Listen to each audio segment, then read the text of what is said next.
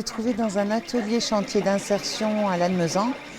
Le cœur du métier, c'est de l'aide au retour à l'emploi par le biais de la couture, broderie, retouche. Ça permet de dynamiser en fait les parcours des personnes. En ce moment, on est à une équipe de 9 personnes en contrat durée déterminée d'insertion. Et donc, on développe leur créativité, leur sentiment d'efficacité personnelle afin de mettre en place un projet professionnel. En amont, il faut avoir levé tout ce qui est frein à l'emploi. Donc, c'est-à-dire les problématiques de garde d'enfants, de logement, de permis. J'ai une couturière qui est derrière moi. Elle a obtenu son permis de conduire. Elle va être embauchée en commis de cuisine dans le restaurant qui est juste à côté de chez nous. Un peu comme tout le monde, on ne s'attendait pas vraiment à vivre un confinement. On voyait qu'il y avait un besoin de masse. Il nous fallait de la matière première.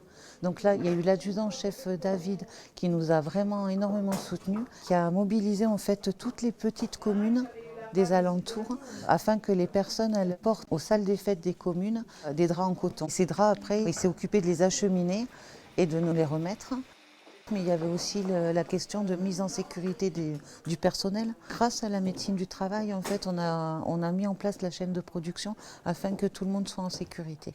On a pris 2 jours avec la directrice pour réfléchir comment remanier en fait nos structures. On a réfléchi avec Monsieur Plano, le maire de Lannemezan, le département également, et la sous-préfète, Madame Sounara, à qui on a proposé en fait de pouvoir réaliser des masques pour le département dans un premier temps et venir en aide à un maximum de personnes. Là, on n'a pas regardé si c'était en week-end ou en semaine, etc. On a travaillé non-stop pour pouvoir lancer les activités.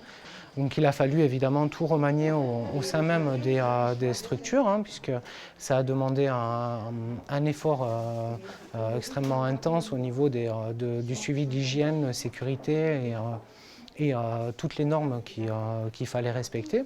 Et nous maintenons cette rigueur en fait, au sein des structures, en faisant des prises de température, notamment tous les matins, pour savoir si une personne serait à risque sans le savoir. Un grand remerciement à la Fondation AG2R La Mondiale, évidemment, et à Sandra Munoz, notre marraine. Un grand merci pour la reconnaissance du travail réalisé par l'équipe en contrat durée déterminée. Et puis c'est vrai que c'est une valeur ajoutée dans leur cursus professionnel, le fait d'avoir un prix, une reconnaissance, et vraiment un grand merci pour tout ça.